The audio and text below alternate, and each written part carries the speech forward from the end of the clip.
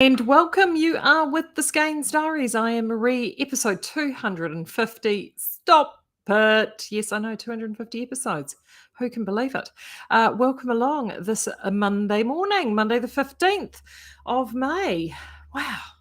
How's everyone's Mother's Day if you were lucky enough to celebrate or had someone to celebrate Mother's Day with? Mine was very lazy. My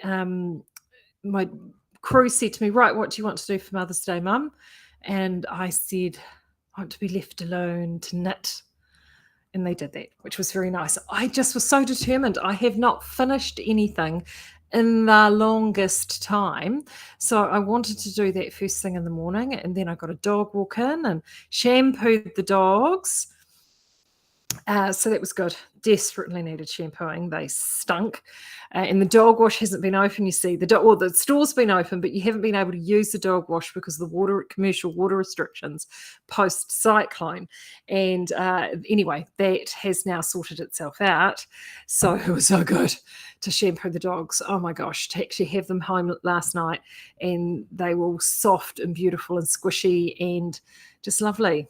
So it was really nice. I know that sounds like a crazy Mother's Day shampooing the dogs, but for me, that's what I wanted to do. And it was good. And I got knitting finished. I'm so excited. So I was determined. I'm naughty. I am naughty because I haven't finished the jumper that I should be working on, but I feel better because I have actually now finished something. So it's sort of kind of given me a sort of like a kick in the pants to get it started with it again. Like I feel like I want to pick it up and start knitting it because I finished something. So of course, what I have been working on has just been doing the Norwegian house slippers, which, as I mentioned before, if you email us at info@skeinz.com, Cheryl will send you out a PDF copy of this, which also has a video link there to someone else folding these, not me. As my video last week, let's face it, was pretty shit. But that's all right because this is me and you guys are used to me. So it's good. So it's all very, very good. Margaret's saying she's got blocking drying. I know the feeling, Margaret. So I was quite determined to get mine finished. So I showed you last time how I had my first strip finished and how to fold it. Well, when you wash them all up, this is what they look like. Ta-da! So I've actually blocked them. So I blocked and dried mine like this.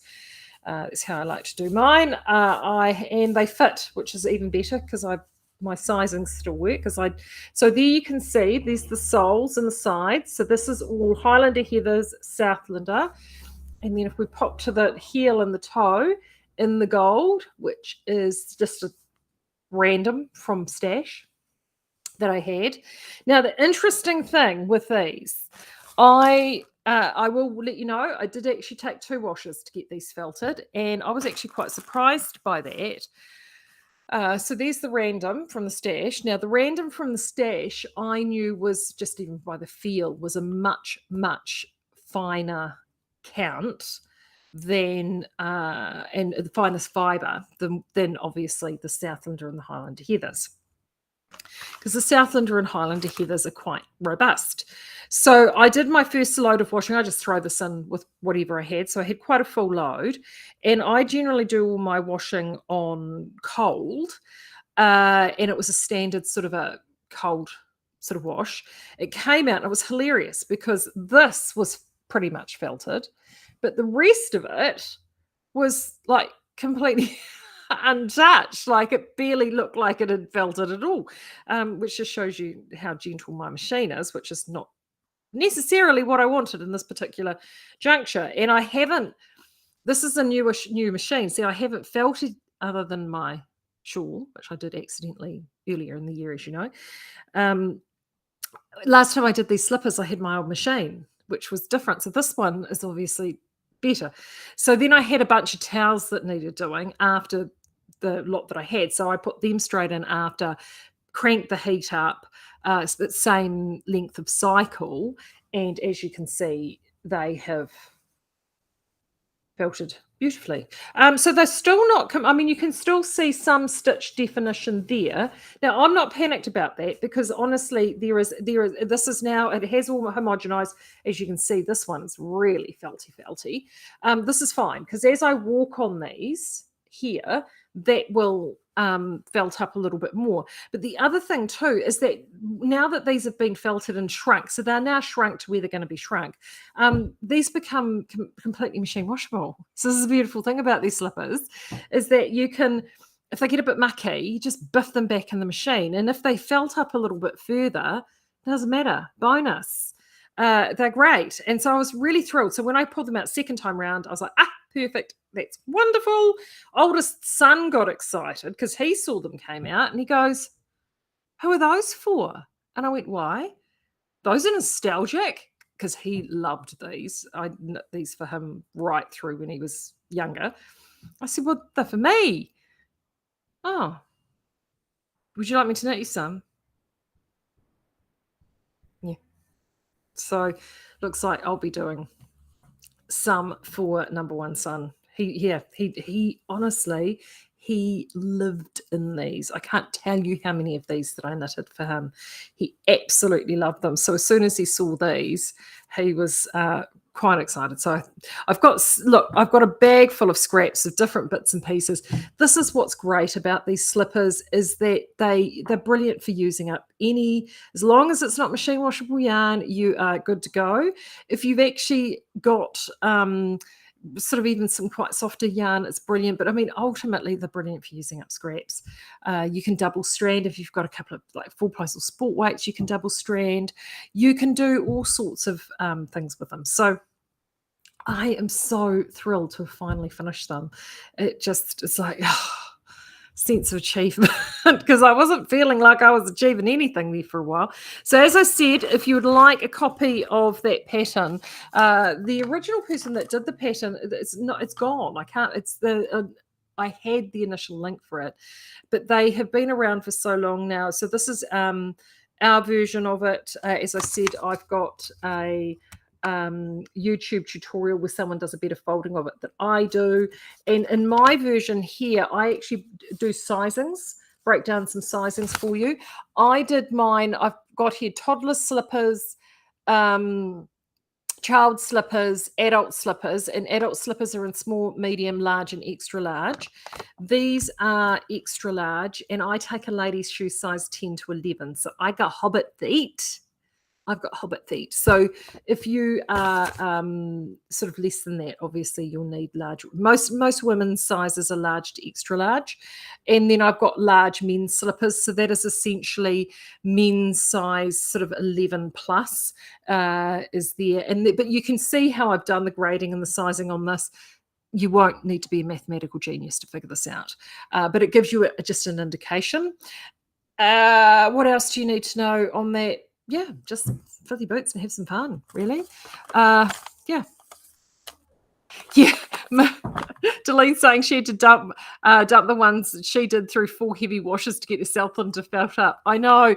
That's the thing, because that's the thing with these stronger yarns, even though they're not machine washable. When you've got a stronger fibered yarn, sometimes you really have to whip it into submission to actually get it to felt up. The felt that it creates is amazing, but especially if you've got a gentler front loader machine, which I have got, it can take a little bit of beating to get it there. I can tell you, having done some wash and wear tests, because we do some wash and wear tests on a number of new yarns coming through. I've got a yarn coming out hopefully later this month. Could be early, could be Queen's birthday. It just depends. Well, I'm actually really hoping to have it for Woolfest. It is so stunning and really beautiful. And that I did a wash test on that because we wanted to see what it did, and it felts beautifully. I could tell you it felts just like that. That would be amazing for slippers. And in fact, I may even do another pair of slippers in that yarn because it was, oh my gosh, the felt it made was beautiful. Not that you would want to do felt in it. Bless their heart. So it was very nice to actually finish a project. Adele, yes, I had my haircut last Saturday, not the set up. It's been a week. Thank you. Well, this is what happens. She's saying it looks great this morning. Thank you, Adele. This is what happens actually when I wash it and actually put product in it and throw the hairdryer at it for 5 minutes. Usually you get me, and it's been wet, and I've just had it in a bun, and I literally take it out seconds before I turn the camera on. So I know I'm so naughty. I am so naughty. I'm a shocker. I know I'm a shocker. Anyway, it's all good. What else do I have? What's on the board, Miss Ford? Newsletter. As you can see, I was up early on doing the newsletter this morning, and it was because Ethan's hat dropped on the weekend. I knew it was coming because Kathy gave me a heads up. It's just called DK Hat. He's been doing a collection of basics. If you go to his design page on Ravelry, which is under EBE Forever, he's been doing like just sort of basic wraps. He's been collating a collection of patterns that are just, your simple go-to patterns that you need. And this hat pattern is brilliant because he's been working on it for a while. He's also got his Patch It Up hat, which is awesome. It's really brilliant. And the Patch It Up hat is also under his design page. And that hat is ribbed, but it's got a few lovely little quirky sort of cast-ons and some nice little techniques, but sometimes you just need that go-to hat pattern, and that's what this is. So this essentially is 8 hats all wrapped into one. Yeehaw, right? So what it is it gives you a version for either just a beanie version. You can get a slouch. You can either do a full rib version you've got there. You can have it as rib with a fold up and a stocking stitch crown. You can have it more beanie-like. You can have it slouch-like. With all the different combinations that you do, it gives you 8 possible combinations all tied up in the one pattern. Now, the beautiful thing about this is that it takes anywhere between 100 to 200 meters, depending on what combination you use. So obviously, full slouch rib with fold up will be 200 meters. Simple basic rib with stocking stitch tight fitting beading is going to be 100 meters. So you've got plenty of latitude there. So it's brilliant. If you've got those unicorn skeins of yarn, like if you've got like a beautiful skein of, I don't know, if you've got some Malabrigo or some hedgehog or something really lovely and delicious, but you've only got one skein of it, it's just so nice to be able to have something that you can use that up with. So I like, for example, I think the Malabrigos, I think are around, the Rios is around 200-ish meters. And I have my Ever After cowl. I know that you guys have seen the cowl. And I actually originally it was Madeline Tosh. I'd originally designed that cowl to take one skein of Madeline Tosh because I've been given this beautiful skein of yarn for a birthday present. It's like, well, what do I do with it? And that's how that cowl came about. And this is the beautiful thing with this hat, is that that can give you the maximum amount. You can do a full slouched rib in 200 odd meters. Kathy was saying the one on the pattern is spin cycle. Oh, this one here, that one there, a spin cycle dream state, and it took 1.2 skeins, so around 200 meters. There you go. Thanks, Kathy. And the other thing with that too is that I guess if you only had, I mean, that's the full rib version rolled up. I mean, you could just do it, couldn't you, Kathy, at 1.2 skeins? Because I mean, let's face it, spin cycle's beautiful, but pricey. You could just do the one skein and you just keep going, really, isn't it? Unit 2 in the Hedgehog Merino DK, 1 in Hedgehog Merino Tweedy, and 1 in Spin Cycle Dream State, which is all on the Ravelry page. And they look fantastic. If you like sort of that kind of look, of course, obviously we've got the Pulse and the coupon TM Double Time is still active until the end of the month, which means that you can still pick up Pulse for 25% off. So 2 balls of Pulse would be Babo, or obviously 1. So that's one option. The other yarn that makes fabulous hats. Fabulous hats is Sock Petition Edition. because with this beautiful toning, it's really, really, really lovely. Well, Kathy's saying the ribbed non-slouch you can get out of 100 grams, brill, and the beanie, oh, there we go, and the beanie style no slouch single brim, there you go, out of one skein of the hedgehog, not the hedgehog, sorry, the spin cycle. Thank you, Kathy. Other than that, you're sneaking just over the 100 grams, but only just. There you go. This is why it's so good when you have the person that did all the testing sitting here, isn't it? Anyway, sock petition. This makes great hats because it's super soft and really wonderful. So if you've got someone that wants to have something really beautiful, lovely. That is a really, really lovely one to do. And that is sock petition edition. So you need, and that's 104 meters. The pulse is 100 meters per bore. And the other one too, I really love rustic beanies. This is obviously the Highlander Heathers. One of these would make a fabo beanie. And they just, I would really love that. And the nice thing too about a yarn like this is that there's lots of spring and energy with it. And particularly if you're doing the ribbed version and you like lots of energy and elasticity in your rib, using a yarn like this will give you that elasticity in the rib. So that's actually another really good, delicious option. Another one too that you should consider, and it's woolen spun, and it will give you a really thick, lush hat, is the Cascade, because this a single hank of Cascade is un momento por favor is I think it should be 200 meters from memory. Yes, 200 meters exactly. So if you've bought some of this for a project, you've got some left over, this is another great option too. And again, because it's woolen spun and this is merino, see, it's got all that sort of bounce to it. So that bounce is great because it actually helps hold the integrity of the hat, which is really, really good. Kathy's saying she did the hedgehog fiber tweedy slouch with fold over brim and got that out of 100 grams. It really depends on the yard you're using and the meterage, exactly. And also your brim combo, but this is the beautiful thing once you start and you know where you're at and what you're doing. And I mean, especially if you're going to the slouch version, I mean, how much slouch do you need? And I would definitely be working it so you can get it out of a skein. It's you just want to make it work, right?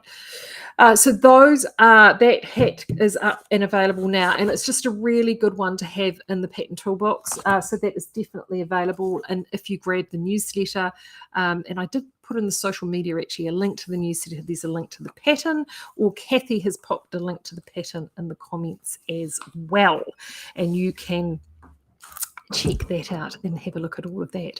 So what else has been going on for everyone else? Let me know what you're working on. The knit-a-thon, the courier, it was like Christmas arriving this morning with the courier. I'll be able to let you know a little bit more about that on Thursday, but Cheryl's in there collating everything at the moment because she's keeping a list of everyone that donated stuff. And oh my gosh, beautiful.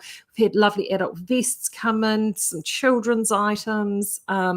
It has just been so great. And we've sort of been collating everything and pulling things together for distribution. So that is awesome. We really do appreciate all the work that you're putting into the knit along. So thank you very, very much for that.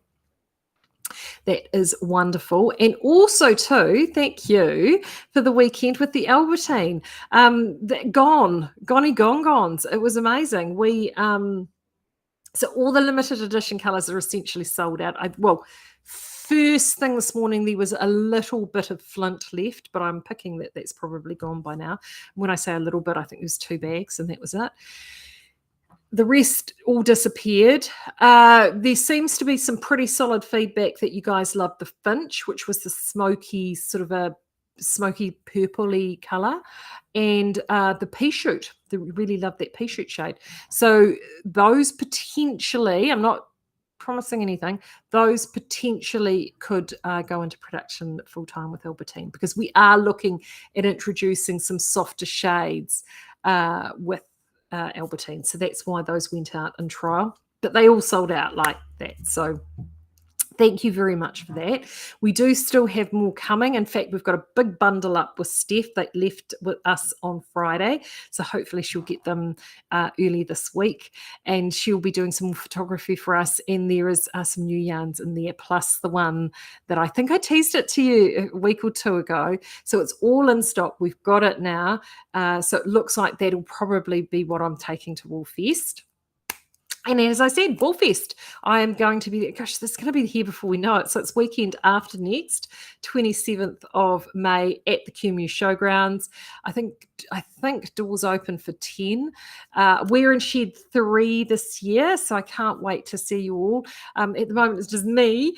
So if I look a little bit harassed and bombarded, you'll know why. But it should be fun. I can't wait. It's going to be really, really good.